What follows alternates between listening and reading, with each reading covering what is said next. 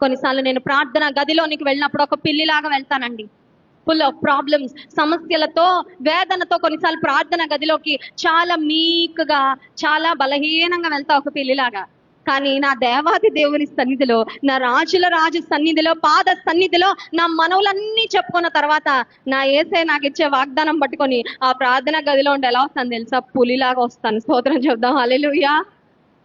ప్రార్థించే స్త్రీ శక్తి కలిగిన, ఆమెకు పొలిటికల్ పవర్ లేకపోవచ్చు, ఆమెకు ఫైనాన్షియల్ ఇండిపెండెన్స్ లేకపోవచ్చు, ఆమెకు physical strength, physical muscle power లేకపోవచ్చు, but she is definitely a powerful woman because on whom she calls upon. ఆమె ఏ దేవుని సన్నిధిలో మొరపెడుతుందో ఆ దేవుని నుండి శక్తి, the power of God, the supply of God, the help of God is available. దేవుని సహాయము ప్రార్థించే స్త్రీకి అందుబాటులో ఉన్నప్పుడు ఆమెను ఎవరు ఆపగలరండి? నిన్ను ఎవరు ఆపలేరు, నువ్వు ప్రార్థించే స్త్రీవైతే. స్తోత్రం చెప్దాం, హల్లెలూయా.